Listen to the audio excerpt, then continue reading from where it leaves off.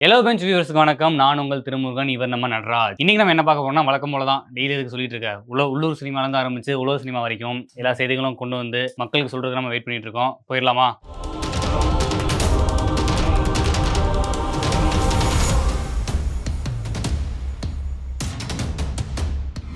போல கங்குவா தான். ஏன்னா கங்குவா தான் வந்திருக்கு. ம். சோ கங்குவால வந்து பாத்தீங்க அப்படின்னா படத்துல வந்து பாசிட்டிவ் அண்ட் மைனஸ் நிறைய பேர் பேசிக்கிட்டு இருக்காங்க. முக்கியமா பாத்தீங்க அப்படின்னா சவுண்ட், அதாவது பிஜிஎம் வந்து சரியா இல்ல, சவுண்ட் இன்ஜினியரிங் வந்து சரியா பண்ணல அப்படின்னு சொல்லிட்டு நிறைய விமர்சனங்கள் வந்துகிட்டு இருக்கு. குறிப்பா பாத்தீங்க அப்படின்னா இவர் இருக்காருல்ல, நம்ம ரசூல் பூக்குட்டி, அதாவது ஆஸ்கார் வாங்கின ஒரு சவுண்ட் இன்ஜினியர், நம்ம இந்தியால இருந்து போய் ஆஸ்கார் வாங்கினவரு. சோ அவர் வந்து என்ன சொல்லியிருக்காரு அப்படின்னு பார்த்தா, நம்ம வந்து சவுண்ட் இன்ஜினியருக்கு முக்கியத்துவம் கொடுக்கணும். நம்ம எவ்வளவுதான் படத்தை வந்து பட்ஜெட் செலவழிச்சு எடுத்தாலுமே சவுண்டு உள்ளிட்ட டெக்னிக்கல் விஷயங்களுக்கு நம்ம வந்து எவ்வளவு முக்கியத்துவம் கொடுக்குறோமோ அதை பொறுத்துதான் படத்தோட வெற்றி அமையும் அப்படின்ட்டு சொல்றாங்க. சோ அப்படி பார்க்கும் பொழுது நீங்க வந்து டைரக்டர் சிவா அவர்களை குறை சொல்றது தப்பு கிடையாது. நேத்து நீங்க என்ன சொன்னீங்க, டைரக்டர் சிவா வந்து சரியா திரைக்கதை அமைக்கல அப்படி இப்படிலாம் சொல்றீங்க. நிறைய பேரு அவங்க மேல வன்மத்தை கக்கிக்கிட்டு இருக்காங்க சிவா மேல. ஆமா, ஏன் அப்படின்னா அடுத்த படம் வந்து அவர் வந்து தல அஜித் அவர்கள் கூட எடுக்க போறாரு. இப்ப இருந்தே ஆரம்பிச்சிட்டோம் அப்படின்னா அடுத்த படத்துக்கு ட்ரோல் பண்றதுக்கு ஈஸியா இருக்குமே அப்படின்னு பண்றாங்க. சோ சிவா அவர்கள் என்ன சொல்லியிருக்காரு அப்படின்னு பாத்தீங்கன்னா, என் நண்பர்கள் எல்லாம் வெளிநாட்டுல இருந்து இந்த படத்தை பாக்குறாங்க, பெங்களூர்ல இருந்துமே நிறைய பேர் பாத்துருக்காங்க, அவங்க எல்லாம் இந்த படம் நல்லா இருக்கு அப்படின்னு தான் சொல்றாங்க. ஆனா நான் வந்து இந்த எதிர்மறையான கருத்துக்களையும் நான் வந்து சரி பண்ணிக்கிடுவேன் வருங்காலத்துல. அதாவது நெகட்டிவும் பாசிட்டிவா எடுக்கிறேன்றாரு. இப்ப அதை வந்து திருத்திக்கிடுவேன், நெகட்டிவா எதாவது இருந்துச்சுன்னா அதை நான் திருத்திக்கிடுவேன். அதே நேரத்துல இந்த படத்துக்கு பாசிட்டிவ் கமெண்ட்ஸும் வருது அப்படிங்கிறத இந்த உலகத்துக்கு எடுத்து காட்டியிருக்காரு. ஓ சூப்பர் சூப்பர். ஏன்னா நிறைய பேர் என்ன சொல்றாங்கன்னா, படம் பார்த்துட்டு வந்தவங்கலாம் வந்து ஒரே சவுண்டா இருக்கு, எனக்கு தலை வலிக்குது, நான் பாதியிலே எந்திரிச்சிட்டு போறேன், என்னால பார்க்க முடியல, காது வலிக்குதுலாம் நிறைய பேர் சொல்றாங்க. இதுக்கெல்லாம் காரணம் வந்து சவுண்ட் எஃபெக்ட்ஸ் வந்து இம்பார்ட்டன்ஸ் கொடுக்கல சிவா அவர்கள். அடுத்த படத்துல வந்து கொடுத்துதான் ஆகணும். பார்ப்போம். சரி, நீங்க வந்து கங்குவா பத்தி முடிச்சாச்சு. அடுத்து வந்து ரெடியாக ஒரு பெரிய படம் தான் வந்து கூலி. ஆமா, கூலி வந்து எப்ப ரிலீஸ் ஆகுதுன்னு சொல்லிட்டாங்க, அறிவிச்சிட்டாங்க. மே 1 லேபர் டே, உழைப்பாளர்கள் தினம் அன்னைக்கு வந்து கூலி ரிலீஸ் ஆக போகுதுன்னு கன்ஃபார்ம் ஆயிடுச்சு. இப்ப என்ன புது தகவல்னா, தலையோட குட் பேட் அக்லி படம் இருக்குல்ல, அதுவும் வந்து மே 1 அஜித் அவர்களோட பிறந்தநாள் அன்னைக்கு ரிலீஸ் ஆகும்னு ஒரு எதிர்பார்க்கப்படுது. எதிர்பார்க்கப்படுதுன்னு சொல்றீங்க நீங்க. அதாவது நான் வந்து ஒரு அஜித் ரசிகன் தான். சரி, நான் வந்து ஒரு 10 வருஷமா பாக்குறேன். அவர் வந்து ஆரம்பம் படம் நடிச்சார்ல, ஆரம்பம் படமும் மே 1ஆம் தேதி தான் ரிலீஸ் ஆகும்னு சொல்லுவாங்க. அதே மாதிரி வீரம் படம் அதுவுமே மே 1 ரிலீஸ் ஆகும்னு சொன்னாங்க. இப்படி அவர் நடிக்கிற எல்லா படமுமே மே 1 ரிலீஸ் ஆக வாய்ப்பு இருக்கு அப்படின்னு சொல்லுவாங்க. ஏன் அப்படின்னா அது வந்து அஜித் அவர்களுடைய பிறந்தநாள். ஆனா எனக்கு தெரிஞ்சு எந்த ஒரு படமே மே 1ஆம் தேதி ரிலீஸ் ஆனது கிடையாது. முன்னாடி ரிலீஸ் ஆயிருக்கலாம், அதை பத்தி நமக்கு தகவல் தெரியல. ஆனா கடந்த 10 வருடங்களா எந்த படமே மே 1ஆம் தேதி ரிலீஸ் ஆகல. அப்படி ரிலீஸ் ஆகும்னு சொல்லி நிறைய தகவல்கள் வந்து சொல்லிக்கிட்டு இருப்பாங்க.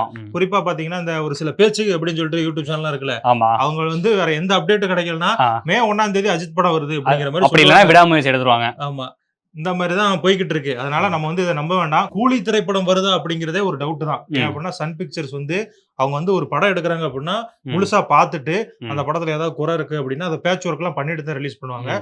சோ இப்பவே வந்து ரிலீஸ் டேட் அனௌன்ஸ் பண்ணிட்டாங்களா அப்படிங்கிறது ஒரு சந்தேகம் தான். ஏன் அப்படின்னா அது வந்து போஸ்ட் ப்ரொடக்ஷன் இருக்கு, அதுக்கப்புறமா அவங்க பார்த்துட்டு தான் இதெல்லாம் நடக்கும். சோ இன்னுமே அதுக்கு டைம் இருக்குன்னு சொல்லலாம். மே 1ஆம் தேதி எந்த படம் வருதா அப்படிங்கிறது ஃபிக்ஸ் பண்ண வேண்டாம் நம்ம. அடுத்து என்னன்னா D51 தனுஷ் அவர்களோட 51வது படம். எப்பா நேத்து தானப்பா அதை பத்தி பேசுறேன். 51வது படம் அப்படின்னா குபேரான்னு பேர் வச்சிட்டாங்கல்ல, பேர சொல்ல வேண்டியதானே, திரும்ப D51. உங்களுக்கு தெரியுதா? நான் செக் பண்ணேனே. செக் பண்றேன். சரி சொல்லு, என்ன அப்டேட்? நேத்து என்ன பேசணும், அதுல யாரா நடிச்சிருக்கா, என்ன ஆக்ட்ரஸ், யாரு ஆக்டர் நடிக்கிறான்னு பார்த்தோம்ல. குபேரா படம் இருக்குல்ல, அந்த படத்தோட கிளிம்ஸ் வந்து இனி வந்து ரிலீஸ் ஆயிருக்கு. சரி, இன்னைக்கு ரிலீஸ் ஆயிருக்கு. அந்த கிளிம்ஸ் நீ பாத்துட்டியா? பாத்துட்டேன்னா அமைதியா இருக்கணும். அந்த கிளிம்ஸ் வச்சுட்டு இந்த படத்தோட கதை இப்படி இருக்கலாம் அப்படி இருக்கலாம் ஏதாவது கதையை கட்டி விடாது. நான் போஸ்டர் வச்சே நான் வந்து கிளைமாக்ஸ் அளவுக்கு போயிடுவேன். என்னைய வந்து இப்படி பாடுறீங்க. நீங்க இப்படி பண்ணி தான் இப்படி பில்டப் கொடுத்து தான் கங்குவா படம் இப்படி போய் கிடக்கு. அந்த படத்தை வந்து நார்மலா வந்திருந்தா கூட ரசிகர்கள் வந்து வரவேற்றிருப்பாங்க. நீ வந்து ட்ரெய்லர் வச்சுட்டு இது உலகளாவிய படம், போஸ்டர் வச்சுட்டு இது உலகத்துல இதுவரை எடுக்காத படம் அப்படின்னா கதையை அளந்து விட்டுக்கிட்டு இருக்கீங்க. அதுதான் உங்களுக்கு மிகப்பெரிய தொல்லையா வந்தது. நம்மளுக்கு தொல்லை இல்ல, அவங்களுக்கு தொல்லையா போயிடுது. நீங்க பண்ற வேலை தான்ப்பா அவங்களுக்கு தொல்லையா இருக்கு. ஏன்னா அந்த நெட்டிசன்ஸ் இருக்காங்கல்ல, அவங்க வந்து படத்தை பத்தி அவங்களுக்கு எதுவும் தெரியுமா தெரியாதான்னு தெரியல.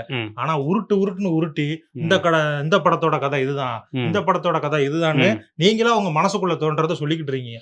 ஆனா இதனால அவதிப்படுறது அந்த ஆக்டர், டைரக்டர், ப்ரொடியூசர் தான். சரி, ஓகே. சரிப்பா, மகாராஜா படம் பத்தி உனக்கு பிடிச்சிருக்கா? ரொம்ப பிடிச்சிருந்தேன். ஒரு மகள் அப்பா பாசம் வந்து நல்லா அழகா காமிச்சிருந்தாங்க. கொஞ்சம் பார்க்கும்போது எமோஷனலா இருந்துச்சா? சரி, அதே படத்தை வேற ஒரு மொழியில எடுத்திருக்காங்க. அது ரிலீஸ் ஆக போகுது. எந்த மொழியில? ஹிந்தியா? ஹிந்தி இல்லப்பா, வேற என்ன ஒரு இங்கிலீஷ்ல டப் பண்றாங்களா எதுவும்? அது ரிலீஸ் ஆக போற மொழி வந்து நம்ம எதிரி நாட்டுல இருக்கக்கூடிய மொழி. எதிரி நாடா? நம்மளுக்கு எதிரி வந்து அப்ப பாகிஸ்தான் தான். எப்பா ஏன்பா பாகிஸ்தான் மேல இப்படி வன்மத்தை கக்குறீங்க? எதிரினாலே பாகிஸ்தான் தானா? சீனா இருக்க கூடாதா? ஓ ஓகே ஓகே ஓகே. சீன மொழியில அந்த படத்தை வந்து டப் பண்ணி இருக்காங்க. அந்த படம் வந்து வர 29ஆம் தேதி சீன மொழியில ரிலீஸ் ஆக போகுது. சூப்பர்ண்ணே. நீ சொன்னேல்ல அப்பா மக பாசம், இந்த பாசம் சீனாவிலையும் இருக்கா, அந்த படம் வெற்றி பெறுதா அப்படிங்கறத பொறுத்திருந்து பாப்போம். பாக்கலானே பாக்கலாம். தம்பி தமிழ் செய்தி எல்லாம் சொல்லிட்ட, அடுத்து நீ எங்க தெலுங்கு செய்தி தானே சொல்லுவ? ஆமா. தெலுங்கு ஏதாவது சொல்லு, செய்தி இருக்கா? ஜெய் பாலையா இருக்கார்ல? ஆமா தம்பி. அவரோட 109 படம் வந்து ரிலீஸ் ஆக போகுது. 109 படமா? ஆமா. இல்லப்பா எல்லாத்துக்குமே நம்பர் தான் சொல்றேன், அந்த படத்துக்கு எதுவும் பேர் எதுவும் வைக்கலையா? சொல்றேன் அடுத்து அந்த நியூஸ் தான். அந்த படத்தோட வந்து டீசர் வந்து இன்னைக்கு ரிலீஸ் ஆயிருக்கு. சரி. படத்துக்கு பேர் என்ன வச்சிருக்காங்கன்னா தக் மகாராஜா. தக் மகாராஜா. அந்த டீசர் நல்லா இருக்கா? அந்த டீசர் நல்லா பாக்கும்போது எப்பயும் போலதான் ஒரு காரசாரமா பாலையெல்லாம் பாத்திருக்கீங்களா? டீசர்லாம் அவரோட நடிப்பலாம், அடி ஒரு ஆக்ஷனு ஒரே ஒரு மாஸ் தான். அந்த மாஸ் மாதிரி தான் இருக்கு படம். வந்து கங்குவா படத்துல வந்து வில்லன் நடிச்சிருக்காருல? ஆமா, பாபி தியோல்.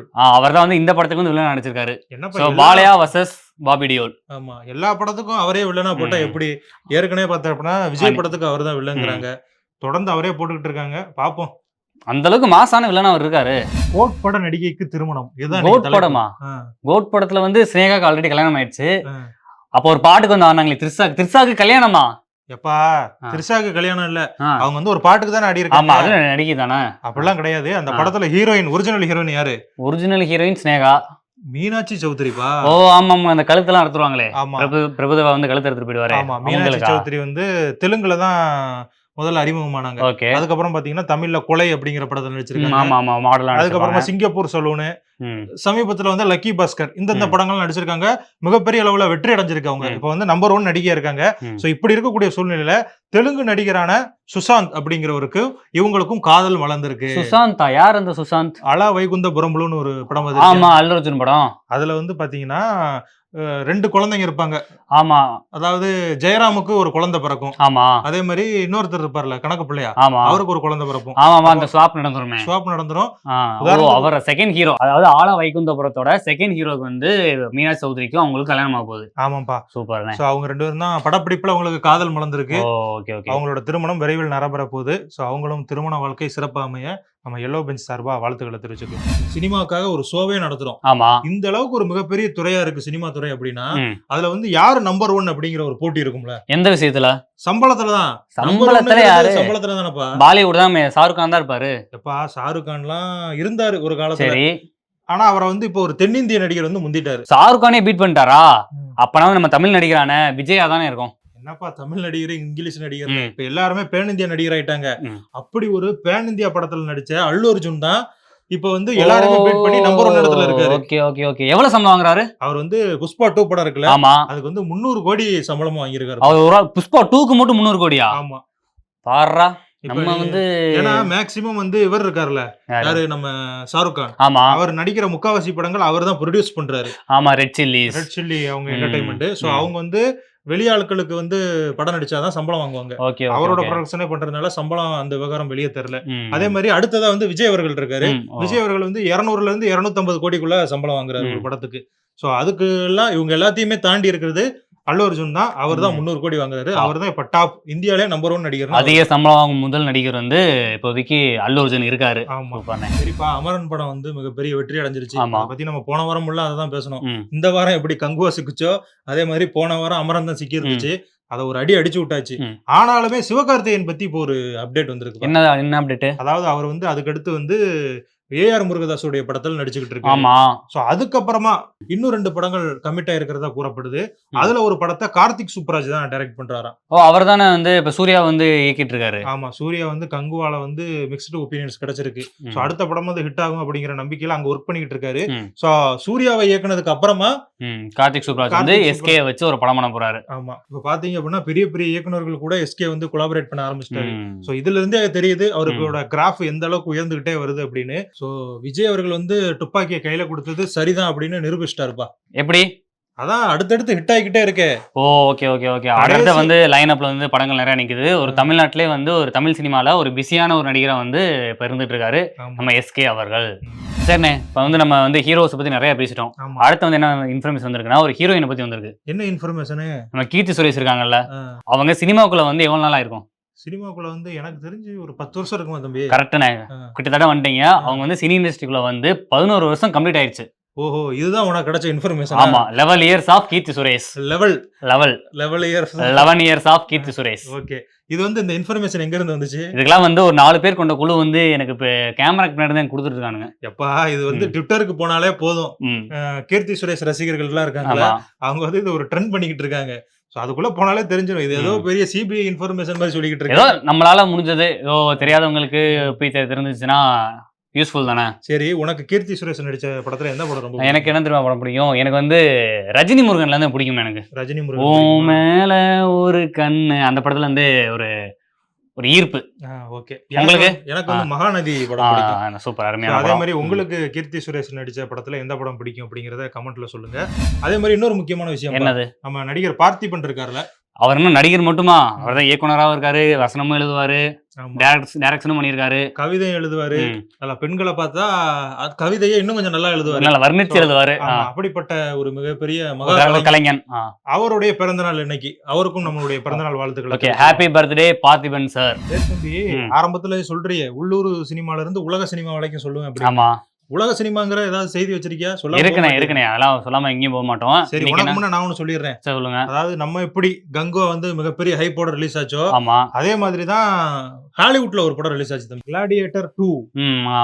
பாத்துக்கனே வந்து ஸ்பெயின் நாட்டுல வந்து அந்த போர் வீரர்கள்லாம் இருப்பாங்கல்ல, ஆமா, அவங்கள வச்சு சண்டை போற மாதிரி எல்லாம் சீன்ஸ் எல்லாம் பாத்திருக்கேன். அந்த படத்தோட செகண்ட் பார்ட் ரிலீஸ் ஆயிருக்கு. நான் உனக்காகவே எடுத்துட்டு வந்தேன் அந்த படம். எனக்கு ஃபர்ஸ்ட் பார்ட் பார்த்ததுல நீ ஸ்பெயினுங்கிற சுவிட்சர்லாந்துங்கிற அத பத்திலாம் எனக்கு தெரியல. ஆமாண்ணே, அந்த படம் வந்து எப்படின்னா பாத்திருக்கேன். அது எப்படின்னா வந்து போர் வீரர்கள் இருப்பாங்கல்ல, அவங்கள வந்து சம்பந்தப்பட்ட ஒரு படம். நீங்களா பாத்திருப்பீங்கல்ல, வந்து ஒரு மைதானத்துல வந்து 2 போர் வீரர்கள் உள்ள விட்டு சண்டை போட வைப்பாங்கல்ல, அந்த மாதிரி ஒரு கதைக்களத்துல வந்து கிளேடியேட்டர் 1 வந்து அமைஞ்சிருக்கும். இப்போ 2 வந்து ரிலீஸ் ஆயிருக்குன்றீங்க. நான் வந்து நாளைக்கே பார்த்து படத்தை வந்து எப்படி இருக்குன்னு நான் சொல்றேனே. சரி தம்பி, நீ வந்து அதை பத்தி ரிவ்யூ நாளைக்கு கொடுத்துரு.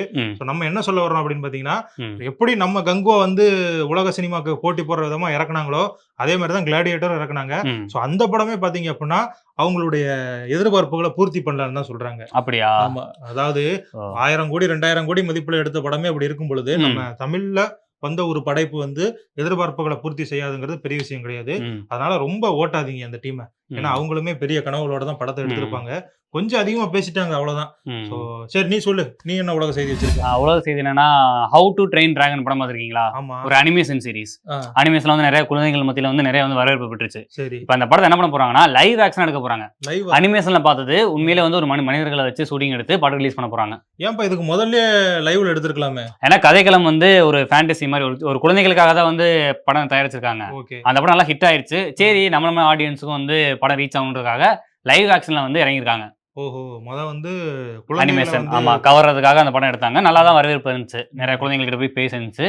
இப்ப என்னன்னா, எல்லாரோட ஆடியன்ஸுக்கும் போய் ரீச் ஆகணுன்றதுக்காக லைவ் ஆக்ஷன் வந்து ட்ரை பண்றாங்க. அதாவது நம்ம தமிழ்ல வந்து நிறைய சொல்லுவாங்க, இப்ப ஏதாவது ஒரு படம் வருது, அது வந்து யாருக்குமே பிடிக்கலன்னு வச்சுக்கோங்க, இது குழந்தைகளுக்கான எடுக்கப்பட்ட படம் அப்படின்றாங்க. உதாரணத்துக்கு புலி படம் வந்து ரிலீஸ் ஆச்சு, அந்த அளவுக்கு சரியா போகல, எதிர்பார்ப்புகளை பூர்த்தி பண்ணல. அப்ப என்ன சொல்லிட்டாங்கன்னா, இது வந்து குழந்தைகளுக்காக எடுக்கப்பட்ட படம் அப்படின்னு சொல்லி சொல்லிட்டாங்க. சோ அதே மாதிரிதான் கங்குவா சொல்றாங்களா? கங்குவா இல்ல, அதுக்கு முன்னாடி ஒரு படம் வந்துச்சு, நம்ம சிவகார்த்திகேயன் நடிச்ச பிரின்ஸ் படம். ஆமா, அந்த படமே காமெடின்னு சொல்லி எடுத்தாங்க. அது வந்து நிறைய பேருக்கு காமெடியா இல்ல. அப்ப என்ன சொன்னாங்கன்னா, இது வந்து குழந்தைகளை கவர் பண்றதுக்காக எடுக்கப்பட்ட படம்னாங்க. சோ அதே மாதிரிதான் இதுவும் குழந்தைகளுக்காக எடுக்கப்பட்டிருக்காங்க. இப்ப ஹிட்டான உடனே பெரியவர்களுக்காக எடுத்து அப்படியே வந்து உல்டாவாகுது. ஆமா, நம்மள வந்து அப்படியே பார்த்து அவங்க உல்டாவா இது பண்றாங்க. கதையை மட்டும் காப்பி அடிக்கல, நம்மளுடைய கருத்திலையும் காப்பி அடிக்கிறாங்க. மக்களே, நம்ம வந்து தொடர்ந்து ஒரு வாரத்துக்கு மேல இந்த ஷோ வந்து பண்ணிக்கிட்டு இருக்கோம். இது வரைக்கும் எங்களுக்கு வந்து என்ன பேர் வைக்கிறதுன்னு தெரியல, பேரும் கிடைக்க மாட்டேங்குது, வியூஸும் கிடைக்க மாட்டேங்குது. சோ வந்து ஒரு வியூஸ் கிடைக்கணும் அப்படின்னா முதல்ல பேர் கிடைக்கணும். அதனால நீங்க இந்த ஷோ பாக்குறீங்க, உங்களுக்கு இந்த ஷோக்கு ஏதாவது பேர் வைக்கணும் அப்படின்னு சொல்லி தோணுச்சுன்னா கமெண்ட்ல சொல்லுங்க, கண்டிப்பா சொல்லுங்க. அதே மாதிரி இந்த வீடியோ உங்க நண்பர்களுக்கும் ஷேர் பண்ணுங்க. ரொம்ப நன்றி. மறக்காம சப்ஸ்கிரைப் பண்ணுங்க.